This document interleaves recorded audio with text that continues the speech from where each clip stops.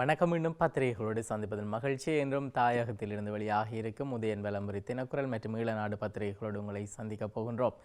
இன்று 1ஆம் தேதி ஆகஸ்ட் மாதம் 2024ஆம் ஆண்டு. இன்றைய தினம் வியாழக்கிழமை. இந்த நாள் உங்கள் எல்லோருக்குமே பாதுகாப்பான இனிய நல்லதொரு நாளாக அமையட்டும். தேர்தல் தொடர்பான விடயங்களுக்கு பத்திரிகைகளிலே முக்கியத்துவம் கொடுக்கப்பட்டிருக்கிறது. தொடர்ச்சியாக கடந்த வாரங்களிலும் நாங்கள் பார்த்த விடயம் ஜனாதிபதி தேர்தலும் அது சார்ந்த நகர்வுகளும் பத்திரிகைகளிலே இப்பொழுது அதிகளவாக வருகிறது. தெற்கரசியல் அவ்வாறு இருக்க வடக்கரசியலை பொறுத்தவரையிலே மந்த கதியிலேயே அரசியல் செயற்பாடுகள் இடம்பெறுவதை அவதானிக்க முடிகிறது. குறிப்பாக ஜனாதிபதி தேர்தல் தொடர்பான பல்வேறு திட்டங்கள் வகுக்கப்பட்டான செயற்பாடுகள் இலங்கையிலே நடைமுறைப்படுத்தப்படுகின்ற போதிலும் தமிழர் தரப்பிலிருந்து ஆக்கபூர்வமான கருத்துக்கள் எதுவும் இன்னமும் முன்வைக்கப்படாத நிலைமையை காணப்படுகிறது. காரணம், தேர்தலிலே ஈடுபட இருக்கிறவர்கள் அல்லது வாக்கு சேகரிக்க இருப்பவர்கள் தங்களுடைய தேர்தல் விஞ்ஞாபனத்தை வெளியிட்ட பின்னரே அதிலும் சமஷ்டி சார்ந்த விடயங்களுக்கு யார் ஆதரவு தெரிவிக்கிறார்களோ அவர்களுக்கே எமது ஆதரவு என சொல்லிவிட்டு அமைதியாக இருப்பதை பார்க்க முடிகிறது. ஆனால் அதிகளவாக தெற்கு அரசியல் சார்ந்தே இன்றைய பத்திரிகைகளிலும் செய்திகளை பார்க்க முடிகிறது. அதனை தவிர கலாச்சாரம் சார்ந்த செய்திகள், கலாச்சாரத்துக்கு தற்பொழுது ஏற்படுகின்ற விபரீதங்கள் சார்ந்த விடயங்கள், அதே போல உயிரிழப்புகள் தொடர்பான செய்திகள், நாளாந்தம் நாங்கள் தவிர்க்க முடியாத செய்திகளாக பார்க்கக்கூடிய விடயங்கள் அனைத்தும் இன்றைய பத்திரிகைகளிலும் பார்க்க முடிகிறது. எனவே நாங்கள் விரிவாக இன்றைய பத்திரிகைக்குள்ளே நுழைய இருக்கின்றோம். முதலிலே உதயன் பத்திரிகை. உதயன் பத்திரிகையின் தலைப்பு செய்தியாக தரப்பட்டிருப்பது கொழும்பு அரசியலில் திருப்பம், ரணிலுக்கு சுதந்திர கட்சி ஆதரவு என்கின்ற செய்தியே இன்றைய தினம் தலைப்பு செய்தியாக தரப்பட்டிருக்கிறது. ஜனாதிபதி தேர்தலிலே போட்டியிடுவதை ஜனாதிபதி ரணில் விக்ரமசிங்க உறுதிப்படுத்தியுள்ள நிலையில் அவருக்கான ஆதரவு நாளுக்கு நாள் அதிகரித்து வருகிறது. இதன்படி ஸ்ரீலங்கா சுதந்திர கட்சியின் ஒரு பிரிவினர் நேற்று ரணிலுக்கு ஆதரவை வெளிப்படுத்தினார்கள் என அந்த செய்தியிலே சொல்லப்பட்டிருக்கிறது. ஸ்ரீலங்கா சுதந்திர கட்சி 3 பிரிவுகளாக பிரிவடைந்திருக்கிறது. விஜயதாஸ் ராஜபக்ஷவுக்கு ஒரு தரப்பினரும் ரணில் விக்ரமசிங்க அவர்களுக்கு ஒரு தரப்பினரும் என்று இந்த பிரிவுகள் நகர்ந்து செல்கிறது. இந்த பிரிவுகள் இறுதியில் எவ்வாறு முடிய போகிறது என்கின்ற விடயங்களும் பொறுத்திருந்து பார்க்க வேண்டியதாக இருக்கிறது. ஸ்ரீலங்கா சுதந்திர கட்சியின் நிமல் சிறிபால டி சில்வா தலைமையிலான அணியினர் ஜனாதிபதி ரணில் விக்ரமசிங்கவுக்கு ஆதரவளிப்பதாக தீர்மானித்திருக்கிறார்கள். அது சார்ந்த விடயங்களும் விரிவாக பார்க்கப்படுகின்றன. மேலும் சுதந்திர கட்சியின் பொதுச் செயலாளர் தயாசிறி ஜெயசேகர தலைமையிலான அணியினர் எதிர்வரும் சனிக்கிழமை ஜனாதிபதி தேர்தல் தொடர்பிலே முடிவெடுக்க இருப்பதாகவும் தயாசிறி அணி சஜித் பிரேமதாசவை ஆதரிக்கும் என தெரிய வந்திருக்கிறது. சுதந்திர கட்சியினர் மைத்திரி அணி, அதாவது சுதந்திர கட்சியில் இருக்கக்கூடிய மைத்திரி அணி விஜயதாஸ் ராஜபக்சவுக்கு ஆதரவு தெரிவிக்க இருப்பதாகவும் சொல்லப்படுகிறது. எனவே சஜித் மற்றும் விஜயதாஸ் ராஜபக்ச, ரணில் விக்ரமசிங்க என சுதந்திர கட்சி பிரிவடைந்திருக்கிறது. எனவே பார்க்கலாம் இவ்வாறான முடிவுகள் வர இருக்கிறது என்கின்ற நேரங்களிலே முன்பக்க செய்திகளில் இப்பொழுது 8 வருஷத்துக்கு முன்னர், இன்றிலிருந்து 8 வருஷத்துக்கு முன்னர் இடம்பெற்றிருக்கக்கூடிய ஒரு கொடூர சம்பவம் வித்யா கொலை வழக்கு, அது சார்ந்த விடயங்கள். அங்கே வித்யா கொலை வழக்கு தொடர்பான மேன்முறையீடு ஜனவரி 20ஆம் தேதி என்கின்ற செய்தி சொல்லப்பட்டிருக்கிறது. குறிப்பிட்ட சிறையிலே இருக்கக்கூடியவர்கள் தம்மை விடுவிக்குமாறு கோரி அங்கே தாக்கல் செய்திருக்கிறார்கள். அது சார்ந்தே அந்த செய்தி விரிவடைகிறது. புங்குடிதீவு மாணவி சிவலோகநாதன் வித்யா படுகொலை செய்யப்பட்ட வழக்கில் சாவு தண்டனை விதிக்கப்பட்டுள்ள 6 பிரதிவாதிகளின் மேன்முறையீட்டு மனுக்கள் அடுத்த வருடம் ஜனவரி மாதம் 20ஆம் தேதி விசாரணைக்காக எடுத்துக்கொள்ளப்படும் என்கின்ற விடயங்கள் சொல்லப்பட்டிருக்கிறது. ஏற்கனவே ஒருவர் உயிரிழந்திருக்கிறார். சட்டவிரோதமாக இலங்கையிலே நாளாந்தம் 1000 கருக்கலைப்புகள் என்கின்ற ஒரு செய்தி பார்க்க முடிகிறது. கட்டமிடப்பட்ட செய்தியாக அது தரப்பட்டிருக்கிறது. இலங்கையில் நாளாந்தம் சுமார் 1000 சட்டவிரோத கருக்கலைப்புகள் அவ்வாறான சம்பவங்கள் பதிவாவதாக மருத்துவ மற்றும் சிவில் உரிமைகள் தொடர்பான மருத்துவர்களுடைய தொழிற்சங்க கட்டமைப்பின் தலைவர் விசேட மருத்துவர் தெரிவித்திருக்கிறார். இது சார்ந்த விடயங்கள் விரிவாக தரப்பட்டிருக்கின்றன. மருத்துவத்துறை மீதான அபகீர்த்தி இணக்க சபைக்கு வழக்கை மாற்றுக மருத்துவர் அர்ச்சுனா தரப்பினர் நீதிமன்றத்தில் நேற்று கோரிக்கை என்கின்ற செய்தி பார்க்க முடிகிறது. சாவச்சேரி ஆதார மருத்துவமனையின் முன்னாள் பதில் மருத்துவ அத்தியட்சகர் ராமநாதன் அர்ச்சுனாவுக்கு எதிரான வழக்கு விசாரணைகள் நேற்று இடம்பெற்றதாகவும் அந்த செய்தியிலே சொல்லப்பட்டிருக்கிறது. இந்த நிலையிலே அந்த வழக்கை இணக்க சபைக்கு மாற்ற முடியுமா என மருத்துவர் அர்ச்சுனா தரப்பினர் கோரிக்கை முன்வைத்திருக்கிறார்கள். இதற்கு எதிர்த்தரப்பு சட்டத்திறனிகள் கடுமையான ஆட்சேபனை தெரிவித்திருந்தார்கள். அன்றைய அச்சுறுத்தியமை, பேசி தொந்தரவு செய்தமை, கடமைக்கு இடையூறு விளை விளைவித்தமை, சுகாதாரத்துறை மீதான அவதூறு, மருத்துவத்துறை மீது கோபம் கொள்ள செய்யும் விதமாக மக்களுக்கு துவேஷம் ஏற்றியமை உள்ளிட்ட காரணங்களுக்காக மருத்துவர் அர்ச்சுனா மீது ஏனைய மருத்துவர்களால் தொடரப்பட்ட 5 வழக்குகள் சாவச்சேரி நீதிமன்றத்திலே நீதிபதி ஜூட்சன் தலைமையிலே நேற்று விசாரணைக்காக எடுத்துக்கொள்ளப்பட்டது.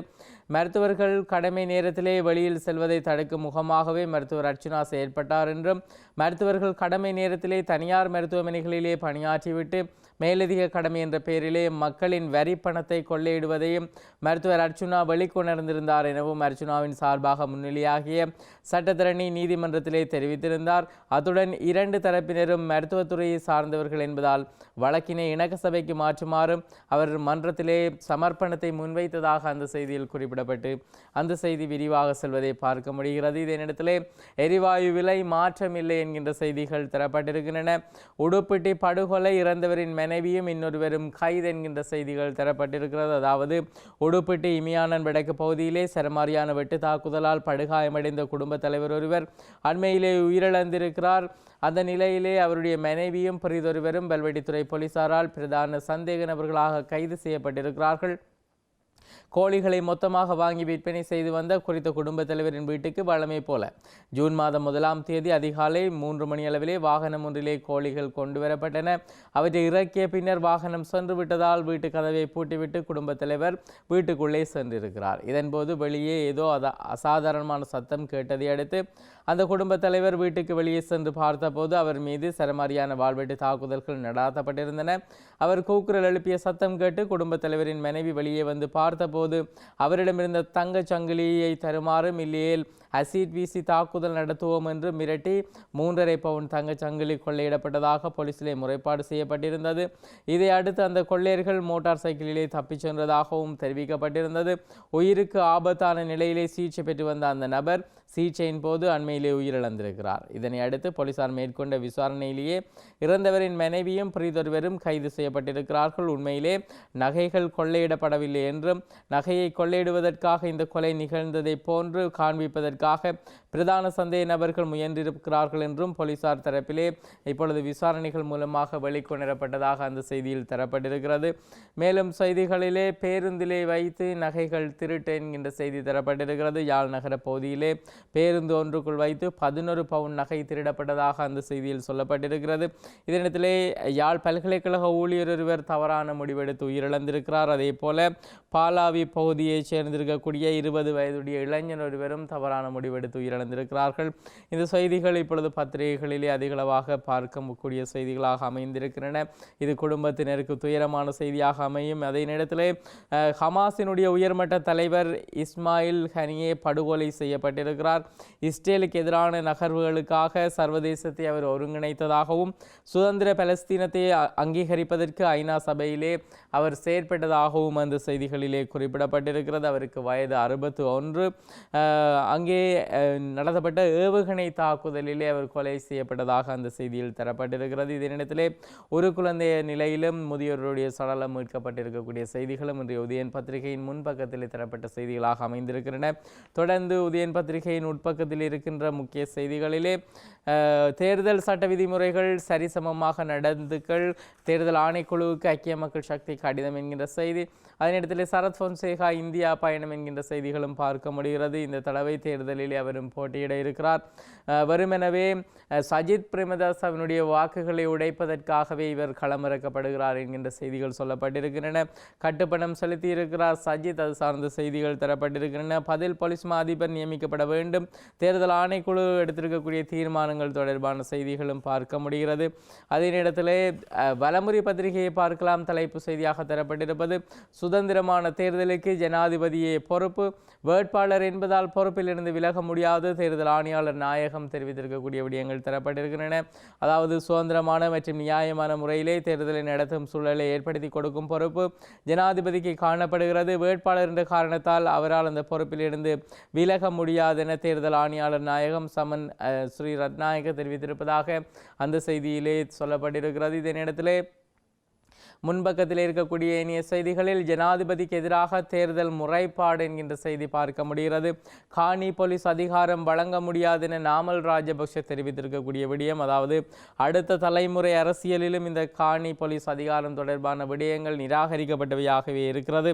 இதுவரை நீண்ட காலமாகியும் 13வது திருத்தம் நடைமுறைக்கு கொண்டு வரப்பட்டு நீண்ட காலமாகியும் இந்த காணி போலீஸ் அதிகாரம் இழுபறி நிலையில் இருந்திருக்கிறது. அடுத்த தலைமுறையினர் இந்த விடயத்தை ஏற்றுக்கொள்வார்கள் என்கின்ற நம்பிக்கை நாமல் ராஜபக்சவின் இந்த கருத்தோடு இல்லாமல் போகிறது. அதே நேரத்திலே பொதுஜன பெரமுன வேட்பாளர் அறிவிப்பதிலே தாமதம் என்கின்ற செய்திகளும் பார்க்க முடிகிறது. குறிப்பாக தமிக பெரேரா இப்பொழுது அவர்கள் சார்பாக நிறுத்தப்பட இருக்கிறார் என்கின்ற செய்திகளும் சொல்லப்பட்டிருக்கின்றன. அதே நேரத்திலே பெரமுன சார்ந்த அதிகளவானவர்கள் ஜனாதிபதி ரணில் விக்ரமசிங்கவுக்கே ஆதரவு வழங்குகிறார்கள். இதே நேரத்திலே முன்பக்க செய்திகளில் ஸ்ரீலங்கா சுதந்திர கட்சி ஜனாதிபதி ரணிலுக்கு ஆதரவு என்கின்ற செய்திகளும் பார்க்க முடிகிறது. அதே நேரத்திலே யாழ்ப்பாணத்திலே கொள்ளைகளில் ஈடுபடுபவர்களின் காணொலி வெளியீடு என்கின்ற செய்திகளும் தரப்பட்டிருக்கின்றன. யாழ் மாவட்டத்திலே பல்வேறு பகுதிகளிலும் இடம்பெற்ற திருட்டு மற்றும் கொள்ளை சம்பவங்களிலே ஈடுபடுகின்ற நபர்கள் தொடர்பாக சிசிடிவி கண்காணிப்பு கேமரா காணொலிகளை வெளியிட்டிருக்கக்கூடிய நிலையிலே போலீசார் அதில் உள்ள நபர்கள் தொடர்பாக பொதுமக்கள் யாருக்கேனும் தகவல்கள் தெரிந்திருந்தால் போலீசாருக்கு அறிவிக்குமாறு கோரப்பட்டும் அந்த விடயங்கள் இப்பொழுது வெளிப்படுத்தப்பட்டு வருகிறது. இதே நேரத்திலே வடமராட்சியிலே விபரீத முடிவெடுத்த குடும்பஸ்தர் மரணம் என்கின்ற செய்தி முன்பக்கத்தில் பதிவாகி இருக்கிறது. எதிர்வரும் ஜனாதிபதி தேர்தலிலே 116 மாகாண சபை உறுப்பினர்கள் ரணிலுக்கு ஆதரவாக செயற்படுவார்கள் என்கின்ற விடயங்கள் உறுதியான ஒரு வாக்குறுதி அளிக்கப்பட்ட விடயமாக மாறியிருக்கிறது. இதே நேரத்திலே புன்னாலை கட்டுவனிலே ஓய்வு நிலை அதிபர் சடலமாக மீட்கப்பட்டிருக்கக்கூடிய செய்தி தரப்பட்டிருக்கிறது. வவுனி குளத்திலே சடலமாக மீட்கப்பட்ட இளைஞன் கழுத்து நெடித்து படுகொலை செய்யப்பட்டிருக்கிறார். உடற்கூட்டு பரிசோதனையிலே இந்த தகவல் வெளியாக இருக்கிறது. வெளிநாடு செல்ல இருக்கக்கூடிய நிலையில் இன்றைய தினம் அவருக்கு கனடாவுக்கான பயணம் இருந்திருந்தது. அந்த நிலையிலே அதற்கான பணத்தை கொடுப்பதற்காக 20 லட்சம் ரூபாவை அவர் கொண்டு சென்றதாகவும் நகைகள் அணிந்திருந்ததாகவும் அந்த நகைகளும் அந்த பணமும் இப்பொழுது எங்கே என்று தெரியவில்லை என்கின்ற விடயங்கள் சொல்லப்பட்டிருக்கிறது. அவர் கழுத்தில் நெடித்து கொலை செய்யப்பட்ட பின்னரே வவுனி குளத்திலே வீசப்பட்டதாக ஆய்வறிக்கைகளிலே தெரிய வந்திருக்கிறது. இதனிடத்திலே பொருளாதாரம் வீழ்ச்சி அடைந்ததற்கு குடும்ப ஆட்சியே காரணம் ஜேவிபியின் தலைவர் அனுரகுமார திசாநாயக்க தெரிவித்திருக்கிறார். நாட்டிலே தொடர்ச்சியாக இடம்பெற்று வந்த குடும்ப அரசியல் காரணமாகவே நாட்டு மக்கள் இந்த பாரிய பொருளாதார வீழ்ச்சியை சந்திக்க வேண்டிய நிர்பந்தம் ஏற்பட்டதாக தேசிய மக்கள் சக்தியின் தலைவர் அனுரகுமார திசாநாயக்க தெரிவித்திருக்கிறார். மிக நீண்ட காலமாக குடும்ப ஆட்சி ஒன்று இலங்கையிலே நிலவி வருகிறது. இந்த ஆட்சியிலே இப்பொழுது ஏற்பட்டிருக்கக்கூடிய விடயங்கள், அதாவது திடீரென அனுரகுமார திசாநாயக்க இவ்வாறான கருத்துக்களை முன்வைத்திருந்தாலும் நீண்ட காலமாக அவர் குறித்த குடும்பத்துக்கு ஆதரவாகவே தேர்தல் பிரச்சாரங்களில் ஈடுபட்டார் என்கின்ற குற்றச்சாட்டுகளும் வைக்கப்படுகிறது. இவை இன்றைய வலம்புரி பத்திரிகையின் முன்பக்க செய்திகளாக இருக்கின்றன. தொடர்ந்து வலம்புரி பத்திரிகையின் உட்பக்க செய்திகளிலே காணி போலீஸ் அதிகாரங்களை ஒருபோதும் வழங்க முடியாது, நாமல் ராஜபக்ஷ உறுதிபட தெரிவிப்பு என்கின்ற செய்திகள் தரப்பட்டிருக்கின்றன. அரசியல் அமைப்பின் 13வது திருத்த சட்டத்தின் கீழ் காணி மற்றும் போலீஸ் அதிகாரங்களை வழங்குவதற்கு தமது கட்சி எதிர்ப்பை வெளியிடுவதாக நாமல் ராஜபக்ஷ தெரிவித்திருக்கக்கூடிய விடயங்களும் இன்றைய வலம்புரி பத்திரிகையின் உட்பக்கத்திலே தரப்பட்டிருக்கக்கூடிய செய்திகளாக அமைந்திருக்கின்றன. தொடர்ந்து விபத்துகள் தொடர்பான செய்திகளும் உட்பக்கங்களில் இடம்பெற்றிருக்கிறது. வடகொரிய ஜனாதிபதியாக கிம் ஜாங் உடன் அவருடைய மகள் இனிவரும் காலங்களிலே ஜனாதிபதியாக வாய்ப்பிருப்பதாக சொல்லப்பட்ட தகவல் இப்பொழுது கசிந்திருக்கிறது. அதனை தொடர்ந்து அங்கே பரபரப்பு சூழல் காணப்படுகிறது. மேலும் செய்திகளில் மட்டுப்படுத்தப்பட்ட நேர ஒழுங்கிலே கிளிநொச்சியிலே குடிநீர் விநியோகம் என்கின்ற செய்திகள் சொல்லப்பட்டு செய்திகள் விரிவாக செல்வதையும் பார்க்க முடிகிறது. தொடர்ந்து தினக்குரல் பத்திரிகை தலைப்பு செய்தியாக தரப்பட்டிருப்பது பதில் போலீஸ் மாதிபரை நியமிக்காது தேர்தலை குழப்ப முயற்சி, உயர் நீதிமன்றத்தை உடனடியாக நாடுங்கள், தேர்தல் ஆணைக்குழுவிடம் ஐக்கிய மக்கள் சக்தி வலியுறுத்தி இருக்கக்கூடிய விடயம் இன்றைய தினம் தினக்குரல் பத்திரிகையின் தலைப்பு செய்தியாக தரப்பட்டிருக்கிறது. பதில் போலீஸ் மாதிபரை நியமிக்காது தேர்தலை குழப்பும் முயற்சிகள் இடம்பெறுவதாகவும் இதனால் தாமதிக்காது பதில் போலீஸ் மாதிபர் விடயம் தொடர்பிலே தேர்தல் ஆணைக்குழு உயர் நீதிமன்றத்தை நாட வேண்டும் என்று ஐக்கிய மக்கள் சக்தி வலியுறுத்தி இருப்பதாகவும் அந்த செய்தியிலே குறிப்பிடப்பட்டு அந்த செய்தி விரிவாக செல்கிறது. முன்பக செய்திகளிலே மோட்டார் சைக்கிளை மோதி தள்ளிய டிப்பர் என்கின்ற செய்தி பார்க்க முடிகிறது. அதாவது கிளிநொச்சி மாவட்டம் பழைய போலீஸ் பிரிவுக்குட்பட்ட இத்தாவில் பகுதியிலே 9 வீதியிலே இடம்பெற்ற வாகன விபத்திலே 2 படுகாயமடைந்ததாக அந்த செய்தியில் குறிப்பிடப்பட்டிருக்கிறது. பிரபல வர்த்தகருக்கு கொலை அச்சுறுத்தல் விடப்பட்டிருக்கிறது. புதுக்குடியிருப்பில் இருக்கக்கூடிய பிரபல வர்த்தகர் ஒருவருக்கே ரவுடி கும்பலால் கொலை அச்சுறுத்தல் விடுக்கப்பட்டதாக அந்த செய்தியில் தரப்பட்டிருக்கிறது. மேலும் தமிழ் பொது வேட்பாளர் பெயர் வந்துவிட்டது விக்னேஸ்வரன் எம்பி தெரிவித்திருக்கிறார். தெரிவித்திருக்கிறார். அதாவது ஒரு வாரத்துக்குள்ளே தமிழ் பொது வேட்பாளர் அறிவிக்கப்படுவார் என தமிழ் மக்கள் கூட்டணியின் தலைவரும் யாழ் மாவட்ட எம்பியுமான நீதியரசர் சி.வி. விக்னேஸ்வரன் தெரிவித்திருக்கக்கூடிய நிலையில் நேற்று புதன்கிழமை பிற்பகல் யாழ் நல்லூரிலே அமைந்துள்ள அவரது இல்லத்திலே ஊடகங்களுக்கு கருத்து தெரிவிக்கும் போது அவர் இந்த விடயங்களை பதிவு செய்திருக்கிறார். தமிழ் ஜனாதிபதி பொது வேட்பாளர் தொடர்பிலே அநேகமானவர்கள் தமது வரவேற்பை தந்துள்ள நிலையில் பாராளுமன்ற உறுப்பினர் சுமந்திரனுக்கு இது பிடிக்காமல் இருப்பதாகவும் சொல்லி அந்த செய்தி நகர்வதை பார்க்க முடிகிறது. அதனிடத்திலே அளம்பில் தொடக்கம் தீர்த்தக்கரை வரையான கரையோர பகுதிகளிலே கனிய மணல் அகழ்வு இரகசிய நடவடிக்கைகள் தொடர்பான விடயங்கள் வெளிக்கொணரப்பட்டிருக்கிறது. வடக்கு மாகாண சபை முன்னாள் உறுப்பினர் ரவிகரன் பொதுமக்களோடு இணைந்து தன்னுடைய எதிர்ப்பை தெரிவித்திருக்கக்கூடிய விடயங்களும் அங்கே பதிவாகி இருக்கிறது. இதனிடத்திலே பொதுஜன பெரமுன பிளவடைந்தமையால் பெரும்பான்மையை அரசு இழந்து விட்டதா என்கின்ற ஒரு கேள்வி கேட்கப்படுகிறது. அவர்கள் பிரிந்து நின்றாலும் வாக்கெடுப்பின வருகின்ற போது இணைந்து நின்று வாக்களிப்பார்கள். இது இவ்வளவு காலமும் நாங்கள் பார்த்த விடயம். சுயாதீனமாக செயற்படுகிறோம் என சொல்லி பல அணியினர் வெளியேறி இருந்தார்கள். ஆனால் அனைவருமே அங்கே ஒருமித்து வாக்களித்து பல்வேறு 3/2 பெரும்பான்மை வாக்குகள் நிறைவேற்றத்தோடு பல்வேறு சட்டமூலங்கள் இயற்றப்பட்ட விடயங்களை நாங்கள் மறந்துவிட முடியாது. இதே நேரத்தில் ரணிலை ஆதரிக்க மொட்டு நிபந்தனை நாமல் கூறுவது என்ன என்கின்ற கேள்வி எழுந்திருக்கிறது. அதாவது ஜனாதிபதி ரணில் விக்ரமசிங்க மொட்டு சின்னத்திலே போட்டியிட இணங்கினால் அது தொடர்பிலே தமது அரசியல் குழுவிலே முன்வைத்து அதனை ஆராய தயார் என ஸ்ரீலங்கா பொதுஜன பெரமுனவின் தேசிய அமைப்பாளர் பாராளுமன்ற உறுப்பினர் நாமல் ராஜபக்ச தெரிவித்திருக்கக்கூடிய விடயம் முன்பக்கத்திலே செய்தியாக்கப்பட்டிருக்கிறது. இருப்பினும் இவ்வாறான முடிவுகள் ஒரு சிலரே இணைந்து எடுக்கிறார்கள். தமதுடைய முடிவு அல்ல என பெரமுனவுடைய அதிகளவான பாராளுமன்ற உறுப்பினர்கள் கடந்த காலங்களிலே பதிலளித்திருக்கிறார்கள். எவ்வாறு கோடா கோகம ஏற்பாட்டாளர்கள் அல்லது எதிர்ப்பாளர்கள் மத்தியிலே தாக்குதலை ஏற்படுத்துகின்ற நிகழ்வு திட்டமிடப்பட்டதோ அதே போன்று இப்பொழுது தனித்து வேட்பாளரை களமிறக்குவது என்கின்ற விடயமும் திட்டமிடப்பட்டிருப்பதாக சொல்லப்பட்டு விமர்சனங்கள் முன்வைக்கப்படுகின்ற போது மொட்டு தரப்பினர் இவ்வாறான கருத்துக்களை தொடர்ந்து பதிவு செய்து வருகிறார்கள்.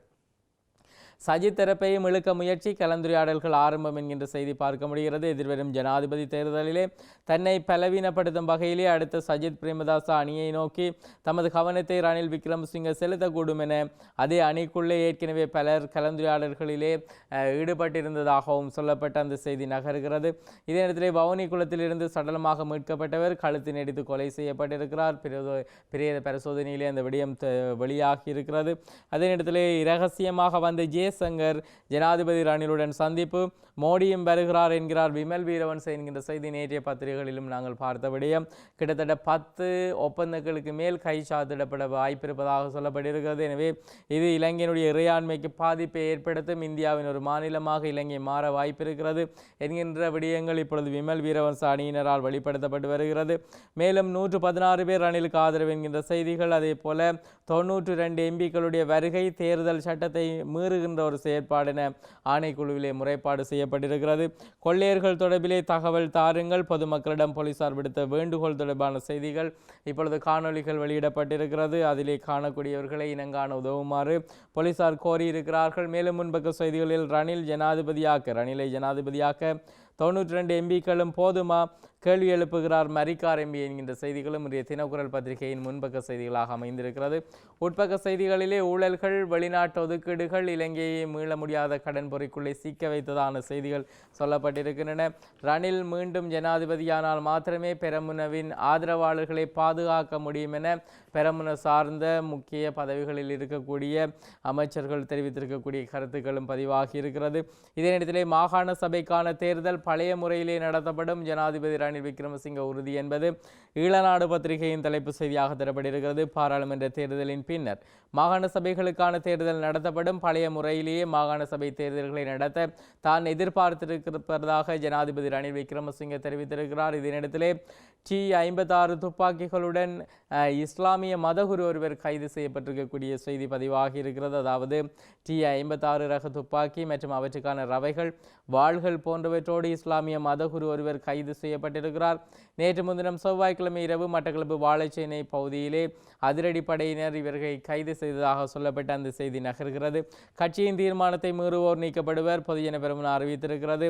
அதே நேரத்தில் இந்த காலத்திலே பல்வேறு விடயங்கள் பேசப்படுகின்றன. வெட்டுப்புள்ளி தொடர்பான விடயங்கள், பல்கலைக்கழக வெட்டுப்புள்ளி தொடர்பான விடயங்கள் இந்த மாதம் வெளியிடப்படும் என்கின்ற அறிவித்தல்களும் பார்க்க முடிகிறது. கழுத்து நெரிக்கப்பட்ட இளைஞன் படுகொலை பிரேத பரிசோதனையில் தகவல் வவுனிக்குளத்திலே இடம்பெற்றிருக்கக்கூடிய கொலை சம்பவம் தொடர்பாக அந்த செய்தி பதிவாகி இருக்கிறது. கட்டுப்பணம் செலுத்தினார் சஜித் பிரேமதாஸ் என்கின்ற செய்திகள் பார்க்க முடிகிறது.